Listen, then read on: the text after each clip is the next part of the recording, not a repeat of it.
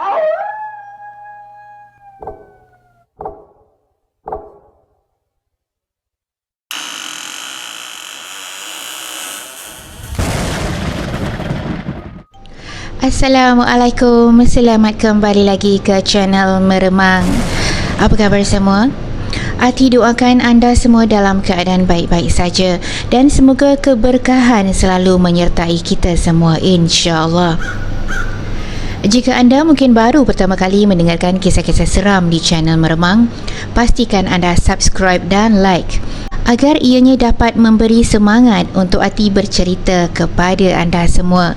Jangan lupa tekan butang loceng agar anda tidak terlepas untuk mendengarkan kisah-kisah baru yang Ati muat naikkan di channel ini.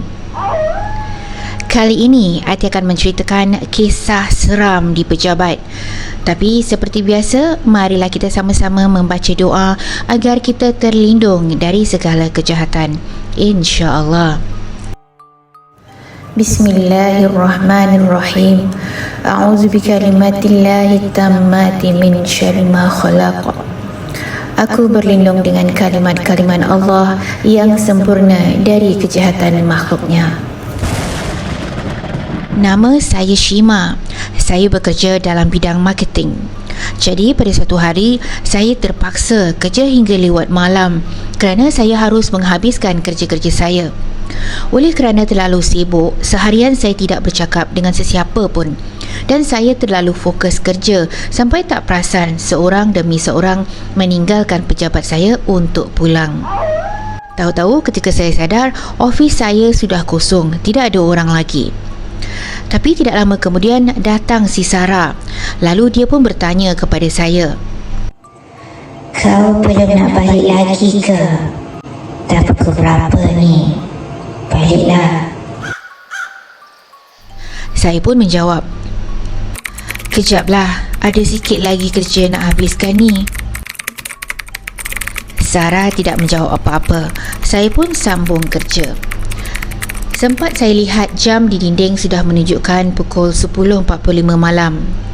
Bayangkanlah, orang perempuan yang masih single seperti saya ni balik lambat. Tapi apa nak buat? Lagipun saya baru saja dinaikkan pangkat, jadi kenalah ambil hati bos. Sedang saya membuat kerja, saya terdengar seperti ada benda yang jatuh di lantai. Kuat juga kedengaran dan bunyi tersebut datangnya dari arah pantry pejabat saya. Saya cuba abaikan dan sambung kerja yang tinggal sedikit saja lagi. Tidak lama kemudian berbunyi lagi seperti kaca pecah terhempas. Saya jadi terganggu. Dalam hati saya, apa sajalah si Sarah tu buat dekat pantry. Saya pun bangun untuk ke pantry kerana sudah mula merasa dahaga. Lalu saya pun melangkah ke pantry. Sebelum saya sampai ke pintu pantry, hidung saya sudah terbau seperti bau bangkai. Saya pun perlahan-lahan menolak pintu pantry tersebut sambil memanggil nama Sarah. "Sarah? Mana dia ni? Sarah?" Bila saya masuk pantry, Sarah tidak ada di situ dan tidak ada apa-apa yang pecah ataupun jatuh ke lantai. Hati saya mula berdebar-debar. Lebih-lebih lagi apabila saya terdengar seperti suara dengusan di hujung pantry. Ketika saya cuba memerhati di tepi peti ais, saya nampak ada satu sosok berbungkus kain kafan berdiri tegak di tepi peti ais. Mukanya lebam-lebam menggerutu, matanya kemerahan dan ianya merenung tajam ke arah saya. Jantung saya bagaikan terhenti ketika itu. Saya pun apa lagi, berlari dari situ sambil menjerit dan memanggil nama Sarah. "Sarah! Sarah!" Saya fikirkan Sarah masih berada di pejabat. Tapi Sarah tidak ada di mana-mana. Kemudian saya segera meninggalkan pejabat begitu saja sebab saya terlalu takut. Keesokan harinya saya demam dan saya baru mendapat tahu bahawa Sebenarnya Sarah tidak datang ke pejabat semalam. Jadi siapa yang menegur saya pada malam itu? Adakah jelmaan pocong yang saya nampak di pantry?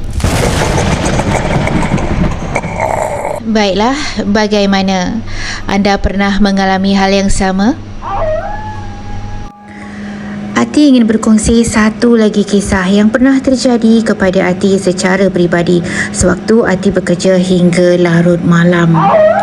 Ati bekerja dalam bidang keuangan dan ketika itu adalah financial year di mana kami harus selesaikan banyak report yang dikehendaki oleh auditor.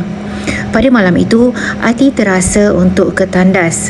Dari departmen Ati untuk ke tandas agak jauh di mana Ati harus melalui departmen-departmen yang lain dan ketika itu semua sudah pulang dan lorong menuju ke tandas agak gelap, tapi itu sudah menjadi sesuatu yang biasa buat Ati.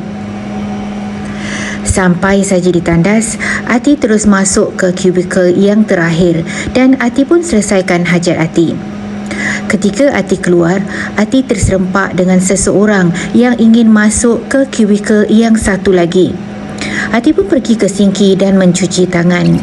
Beberapa minit kemudian, terdetik dalam hati, kenapa tidak ada bunyi pintu ya? Ati pun mundur ke belakang dan menjenguk ke arah kubikel tadi. Ternyata tidak ada orang di situ dan kubikel itu kosong. Jadi hairan dan Ati kembali lagi ke sinki dan mengelap tangan. Sambil itu Ati terfikir-fikir, siapa perempuan tadi Tak mungkin aku tak kenal budak-budak ofis. Tiba-tiba baru Ati teringat dan terbayang semula. Perempuan tadi sebenarnya memakai baju putih, berambut panjang dan wajahnya pucat. Yang paling membuat seluruh tubuh Ati menggigil ketakutan ketika itu apabila Ati terbayang cara dia bergerak.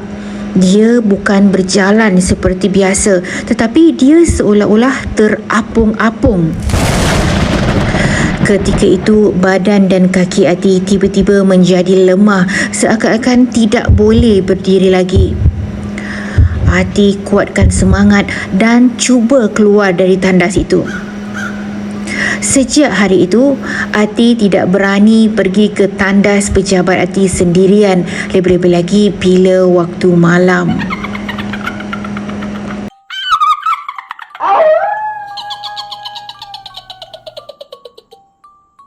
Begitulah pengalaman Ati sewaktu bekerja hingga lewat malam.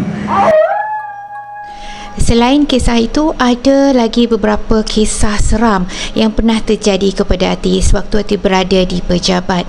Salah satu daripadanya, setiap kali Ati ingin ke tandas, Ati akan melalui pantry terlebih dahulu dan di situ Ati akan melihat satu sosok hitam yang besar yang berdiri di satu sudut di pantry pejabat Ati. Dan Ati pernah berkongsikan kisah ini bersama salah seorang teman sekerja Ati itu berbangsa Cina, tapi dia juga seperti Ati, mudah melihat makhluk-makhluk halus dan dia juga selalu melihat makhluk tersebut di tempat yang sama.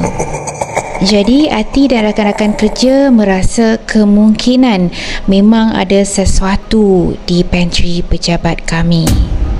Baiklah, begitulah kisah-kisah yang sempat Ati ceritakan pada episod kali ini. Ati mohon maaf seandainya ada tutur bicara yang kurang menyenangkan hati sesiapa dan Ati mohon maaf juga seandainya penyampaian Ati kurang memuaskan. Sehingga berjumpa lagi di lain kesempatan. Jaga diri, jaga kesihatan. Assalamualaikum.